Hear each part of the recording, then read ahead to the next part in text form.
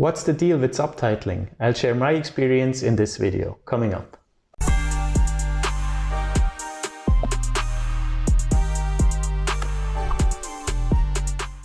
Hello and welcome back to the Freelanceverse. This week's video is about probably one of my favorite services I offer. It's subtitling. Video content has been and is still extremely popular, especially also nowadays in the corporate world. It's becoming a very important tool of communication because people can't go into work, right? So you still need to communicate with your employees, and instead of writing boring emails, people do it now often with video content. And me being from Switzerland, a multilingual country, a lot of these videos have to be subtitled in all the national languages. So I work with this content actually quite a lot recently. So I planned out this video and I really wanted to make sure to structure it in a way that you can follow it easily and understand it. So I'm going to split it into different parts. I'm going to look at different aspects of subtitling. I'm going to look at the requirements, the skill sets that is needed to do this service, common content types I'm gonna look into, and also the basic displaying principle of subtitling. And to finish off the video, if I have enough time, I hope so, I will give you a quick demonstration with the tool that I'm actually using to show you what I'm actually doing when I'm subtitling. I think that might be insightful. In fact, before we get into it, make sure to scroll down and subscribe. My goal is to reach 2,000 subscribers, so let's make that happen. Thank you very much. So part one, the aspects of subtitling. So before you start subtitling, you really need to make sure with the client that you know what they actually ask from you, right? Because the term subtitling or subtitle translation can come in many different forms. Now, maybe your client simply wants a transcription. So you simply want to type the spoken part or also the text part on screen into a Word file and simply a transcription, right? Maybe that's all they need. This is usually the first step that I'm doing. So I would have a video in Swiss German or in German, and they ask me to do a German transcription. That's usually the first step.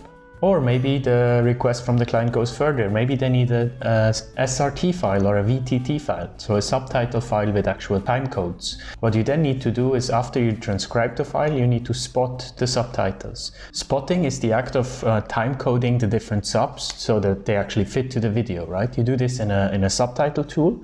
Maybe the client even needs closed captions, right? They can go further. Closed captions was originally designed for the deaf community. Usually in square brackets, you can also read noises on screen. So if I'm here clapping, then it would show clapping on screen as well, right? And then maybe the next step, the last step, is actually translating the subtitles, right? So far we haven't done any translations. So far we've only done subtitling. And now comes the aspect of subtitle translation.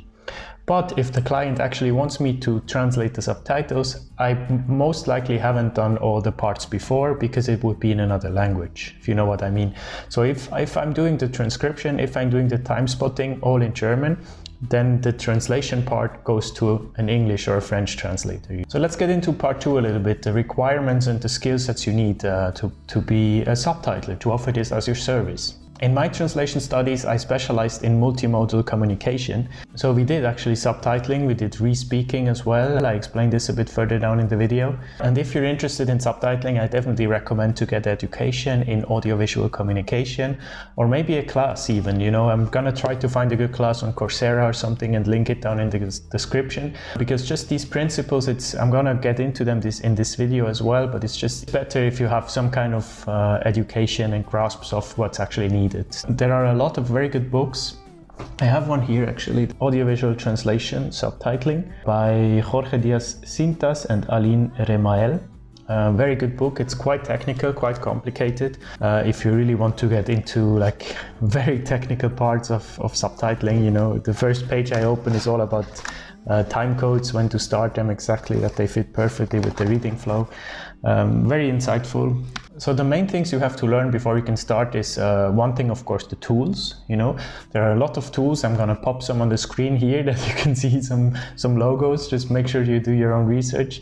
Usually every translator has their preferred tool.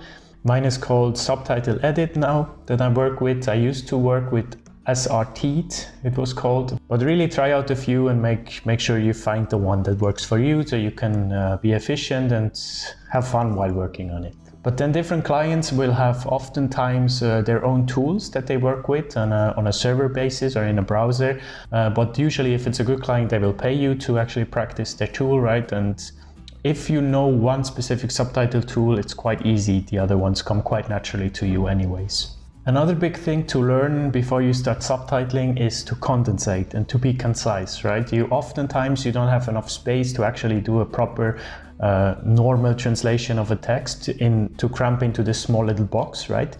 Because maybe, especially if there are several speakers or if there are a lot of cuts in the video or in the movie, you need to be quick, you need to think very quick. And sometimes you might think to yourself when you watch TV and you see the subtitle and you think, that's not really exact, I don't think that's right?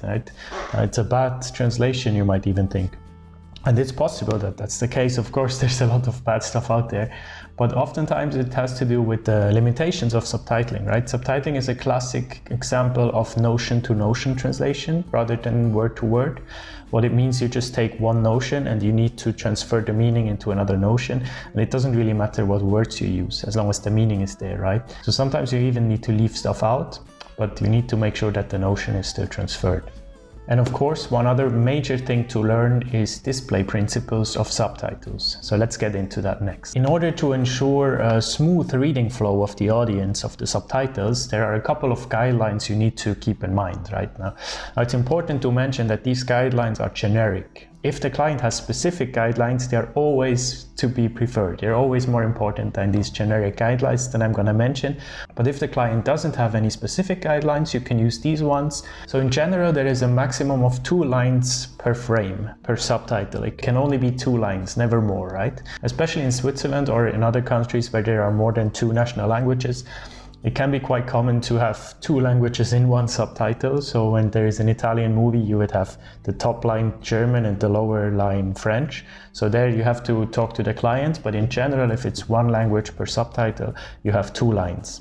Make sure these 2 lines are in the pyramid form, so the top line should always be shorter than the bottom line, whenever possible, of course. Each line of these 2 lines per frame can't be longer than 42 characters, right? So in total, you can have 84 characters for both lines. The placement of the subtitle is usually delegated by the tool you use, but ideally it should be in the center and as low as possible of the screen. Unless there is some kind of credit rolling or some kind of text, then it is possible that you can shift one subtitle up to the top, but then make sure to come back again immediately after. The color and the font should be easily readable. The color has to pop, but it shouldn't be too aggressive. Like, don't use pink or anything. The best is to just use white, either on no background or like a black box with white on top. One subtitle should be on the screen for a minimum of 1 second and a maximum of 7 seconds, never longer. Otherwise, the reader has read the whole thing and it's pointless to keep it there, right? You can just discard it. If the speakers continue to speak and it doesn't make sense for any kind of reason to have subtitles, just let it roll. You can introduce speakers with little dash symbols. So whenever you have 2 speakers speaking in the same frame and you need to distinguish between them who says what, if someone says hello and the other says hi, and they are too close together so you can't split them into 2 subtitles, you can have them in the same, but then you just add a dash before. So dash hello, dash hi, so people know that it's 2 different speakers. You can also use ellipses, so the 3 dots. They are usually intended to make sure to tell the reader that this specific sentence will continue in another subtitle. So for example, if you have a cut in the video and you need to stop the subtitle, and then it's 10 seconds of scenery, and then it continues with the same sentence. You would have ellipses in the first one and in the second one to connect the 2. It's really important to not split grammatical units and proper names. So if you have Adrian Probst, my name, if you have that in the subtitle, you shouldn't have Adrian in line 1 and Probst in line 2. You should always try to make this into one line. The same goes with grammatical units. So if you have a house, you wouldn't split it between A and house, right? This is a grammatical unit. You would keep this on line 1 or line 2, just for the reading flow. Same goes with commas. After a comma, you can easily split the line, but you wouldn't split a line just the word before the comma. Definitely no bold and underline in the subtitles. That's not a thing. You can use italics sometimes. Usually for foreign words, I use that, or for concepts that are not really clear. And the last thing you really need to consider are camera cuts, right? You can't overrun a subtitle into a next cut. You need to cut the subtitle exactly where the scene cuts. Otherwise, it doesn't make sense. If you have a subtitle running into the next scene, it seems very odd for the viewer. So after all this technical information, a little bit more about video types, content types. So things you could typically work with are TV shows and movies, of course. Probably you will work with commercials, internal communication from companies, as well as external actually, company presentations, little blogs, but in video forms, or vlogs, documentaries, and even live shows actually. That brings me to re-speaking. I mentioned it earlier a little bit. Re-speaking is a very specific type of subtitling because it's live, right? That's usually done by TV companies, so probably your national broadcasting company, wherever you live, they have a re-speaking department. This is employed, by the way. This is in-house people, it's not usually freelancers. There's someone watching the live show and actually re-speaking what the commentator is saying. And a speech-to-text tool is automatically generating subtitles. And then the re-speaker has a few seconds to make some changes that maybe weren't transferred perfectly. And then it's sent to the live audience. So there, the focus is not on precision, not on perfection, but on speed, really, right? You need to bring the subtitles out as quickly as possible, because if there is a goal in a football game and like a minute later you send the subtitle, it's irrelevant, right? But all the other content types I mentioned you can do for as a freelancer, for agencies, direct clients, media houses as well. Just make sure you know how long it takes for you, because I see so many job postings for subtitlists that it's just ridiculous rates. They pay you $1 per video minute or something. And if you've never worked with subtitles, you don't know what that means, right? It sounds like, okay, maybe $1 per minute, so a 60-minute video, I get $60. That's quite cool, right? But you don't realize that how long it actually takes you. Just to give you an example, for me to transcribe a video and then to spot the time codes, to actually have the subtitles without any translation yet, right? Just transcription and time coding. It takes about 1 hour for 5 to 7 video minutes. So yeah, if you sum this up to this 60-minute video that I mentioned before, let's say 6 minutes for 1 hour, so that would be for 60 minutes of video, that would take me 10 hours. And if you're getting $60 for 10 hours of work, then you are doing something wrong, right? We are looking at, I don't know, $400, $500, $600 for 10 hours rather than 60. All right, now enough said. Let's see what this actually looks like when I'm working. So I'm gonna cut to the workstation now and show you a little demonstration. So as you can see, I'm now here at my workstation, and this is Subtitle Edit, what you can see at the moment. You have this big black square on the right side where the video will play. On the left side, the subtitles will appear, and on the bottom, the black line is where the waveform will play. That's actually a really good tip if you are figuring out which tool to use. I would really recommend to use one that shows a waveform. I'll show you in a second why this is really useful. So what you do with Subtitle Edit, you just import the video. Let me just grab a video here from my own videos. I take the imposter one and I just drag it over here into the black screen. Down in the bottom line where the waveform is, I can click on Click to Add Waveform. When I do this, it immediately imports the video and it creates this waveform down here. And now you can clearly see where there is voice, where there is volume. And why this is really useful is you can really start and end the subtitles exactly where the person speaks, right? So now I can play this. Are you good enough to be a freelancer? Coming up. My intro. There's nothing to be subtitled, and now I'm starting to speak.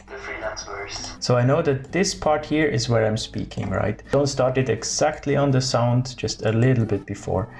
And then you click Insert, the Insert button, and then immediately up here you see on the left side a subtitle has been created, and here you add the text. So if I already have a transcription, what I would do now is copy paste the transcribed version into here. I don't have a transcription for this video yet, so I can just type it, hello and welcome back to the Freelanceverse. And now you see that the subtitle turned orange on top. This means that something is not right. Either it's too long in terms of character, it has too many characters, or actually the duration is too short or too long.